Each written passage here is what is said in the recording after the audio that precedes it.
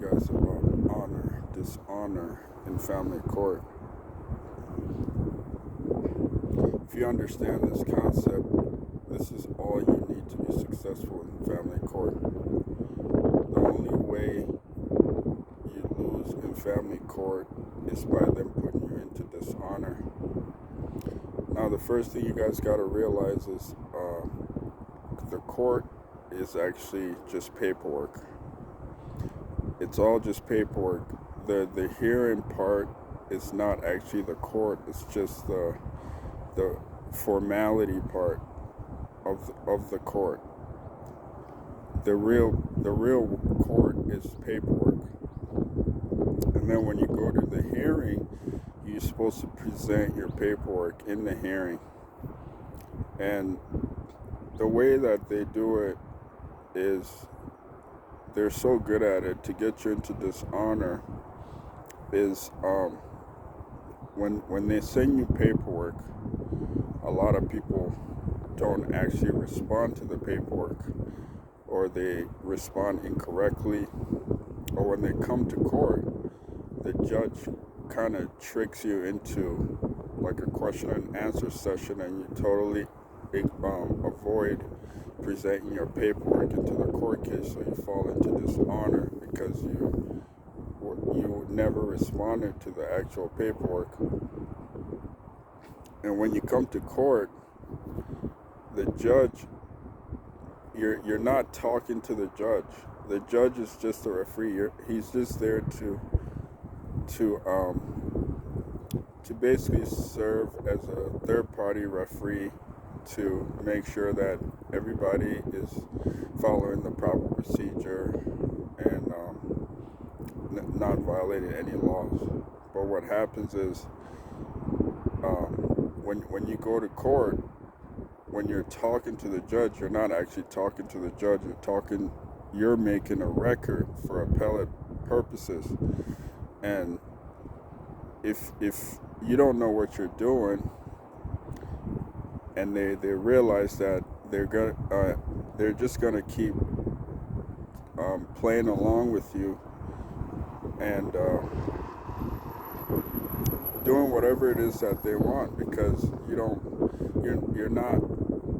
you're not properly defending yourself. So whatever happens later, it doesn't matter, because they know that what your matter is not going to be appealable. So the only way that you're going to be successful is you need to make a record that is appealable. So when the judge sees that, damn, this court of record, if it eventually goes to the appeal court, it's going to get kicked back. It's going to get sent back, and that makes them look really bad. It's like kind of like hurts their ego, because it's kind of like their boss,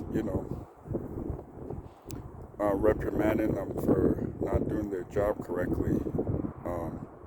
So the way that you want to approach it is you want to first focus on the paperwork. So whatever paperwork that they sent you, make sure you properly respond to that paperwork. And then when you go to court, you need to present that into the court case. So if you see that the judge is kind of asking you questions and totally ignoring the paperwork, you know that you're being tricked.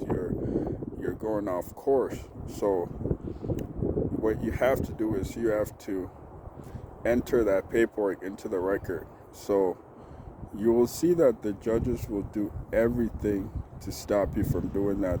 Anywhere from trying to trick you into believe, oh yeah, it's already filed, or they're gonna say, oh, it's already on the record, it's already on the docket. You don't have to talk about that. Or, yeah, I never received your paperwork. Whatever it is, they're gonna try everything in their power to stop you, especially if it's a proper, you defended yourself properly. So the first thing is you receive a paperwork, you always got to keep track of whatever paperwork that's filed in the docket, and then you have to respond to each and every paperwork accordingly. And then when you come to the record, when you come to court, you want to make sure that you're on the record. If you're not on the record, then you're not in the real court. Then you just ask for a court of record. Just tell them that you can't proceed without a court of record. If you can, and if you have the means to, it's best to actually to hire your own court reporter. They're not that expensive, anywhere from like $100 to $200, depending on where you live. But it's absolutely worth it if you can. So then So then your job is the minute that you go to court, you want to try and enter your entire paperwork into the record. So, and then the minute that you get a chance to talk, just start reading the entire document into the record, and you ask the judge to be for the record to be admitted, and then you don't want to deviate from the actual paperwork. So if you have questions that was not answered, you want to make sure that you follow that paperwork. And if the judge is asking you some other questions outside of the paperwork, you know that you're being deviated away from the record. So that's what the whole point of going as in a special appearance. So when you go on a general appearance, is you're going through the normal procedural court, the type that attorneys go through, I should say, and that only public officers, they're the ones that have to follow all these codes and rules and procedure. But you, as a man or woman, when you go to court, you go there on a special appearance, simply because you have new evidence to introduce into the case, and that's your paperwork. So that's how they always win, because they just get you into dishonor, because first of all, you don't respond to the paperwork, and then when you show up to court, all you're doing is following the general procedure, responding to questions, and when you actually look at the transcript, you're gonna see that, man, you didn't say nothing that you did appears on the record. The judge's name don't appear in the record.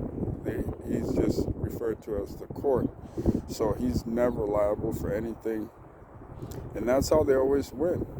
It's all about honor and dishonor. That's it. And your job is to get the court into dishonor. And if you're a real man and woman, you have the power to get them into dishonor, because they are not the real party of interest. So they don't have any jurisdiction or authority to adjudicate the matter pertaining to your genetic offspring.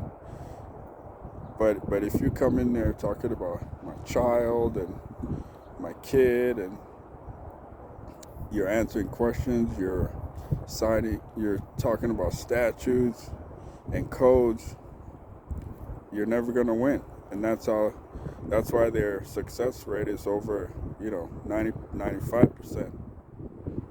And even if you do win, they're never going to admit that you actually won. They're just going to say, oh, due to some procedural error, we will rule in your favor. But it's never because that you actually beat them.